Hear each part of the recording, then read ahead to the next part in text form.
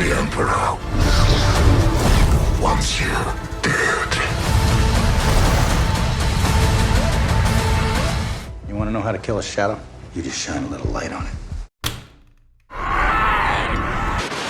Greetings everyone, you're watching Couch Expert Kirill, who's about to walk you through various details surrounding Maul's upcoming solo series. And after watching the teaser at 0.25x speed, besides such curiosities as who the second half of Maul's lightsaber once belonged to, and the possible time jump, there's plenty more intriguing stuff to uncover. So grab your blue milk cookies and let's dive into the lore of the series.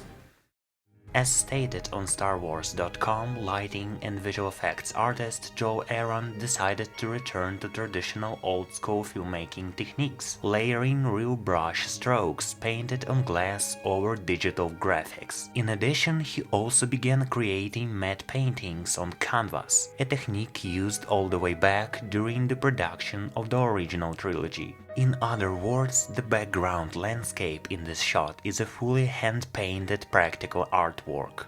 While the red-skinned Zabrak pours himself a cup of tea, we're shown the second half of his double-bladed lightsaber, the very same one seen in the final of the Clone Wars. However, during his duel with Ahsoka, this weapon was lost, which suggests that thanks to his Mandalorian allies, it was quickly recovered. But where did Maul suddenly get a second blade from, considering that throughout most of the Clone Wars he wielded only one? The thing is, after the death of the Night Sister Asajj Ventress, her body was buried on Dathomir, and in one of the cancelled Clone Wars arcs she possessed this very lightsaber, albeit with a yellow blade. It seems our Night Brother may have exhumed her grave and claimed the newly reconstructed weapon for himself, as a sign of respect, since both he and Ventress came from the same clan. After all, his mother was Mother Talzin, the leader of the Night Sisters. However, for some unknown reason, he sometimes carries this blade separately from the complete one.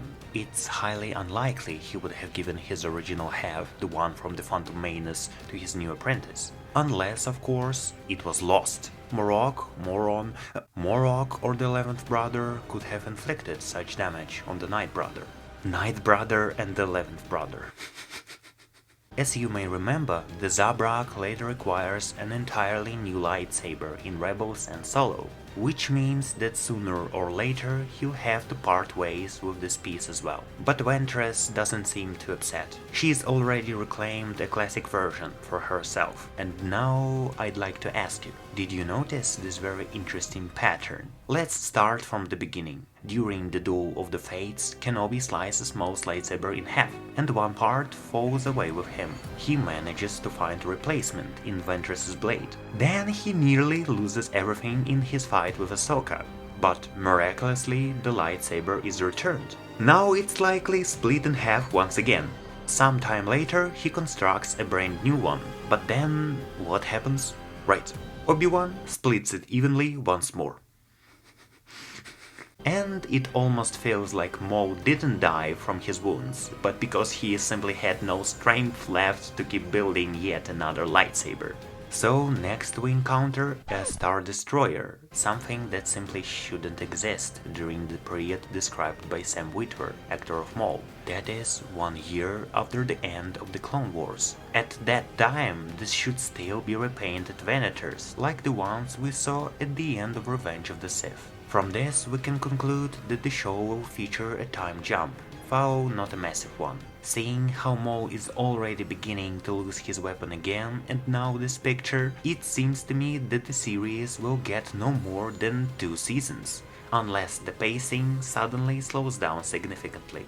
In the final shots, we can clearly see that the Zabrak was wounded in the arm and the back by his malicious opponent. The ending of the trailer deliberately misleads us, making it seem as though Mr. Morok has just been successfully executed. However, this is merely a random gangster slaughtered by Maul in some corridor, not a cave location. Well, the premiere of this masterpiece is scheduled for April 6, during which the first 2 episodes will be released. The following 5 weeks will follow the same pattern, as the series will consist of 10 episodes in total, running all the way up to May 4th, Star Wars Day.